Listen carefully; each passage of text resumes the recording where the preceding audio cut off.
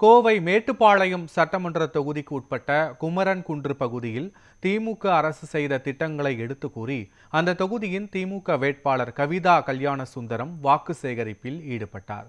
கோவை மேட்டுப்பாளையம் சட்டமன்ற தொகுதிக்கு உட்பட்ட குமரன் குன்று உள்ளிட்ட பகுதிகளில் அந்த தொகுதியின் திமுக வேட்பாளர் கவிதா கல்யாணசுந்தரம் வாக்கு சேகரிப்பில் ஈடுபட்டார். திமுகவின் வாக்குறுதிகளை எடுத்து கூறி தீவிர பரப்புரையில் ஈடுபட்ட அவருக்கு தொண்டர்கள், பொதுமக்கள் உற்சாக வரவேற்பு அளித்தனர். குறிப்பாக திமுகவின் மகளிர் உரிமை திட்டம், விடியல் பயணம் உள்ளிட்ட திட்டங்களை எடுத்து கூறி தீவிர பரப்புரையில் ஈடுபட்டார். அப்போது அவருக்கு ஆதரவாக மாவட்ட செயலாளர் தொண்டாமுத்தூர் ரவி உள்ளிட்டோர் வாக்கு சேகரிப்பில் ஈடுபட்டனர்.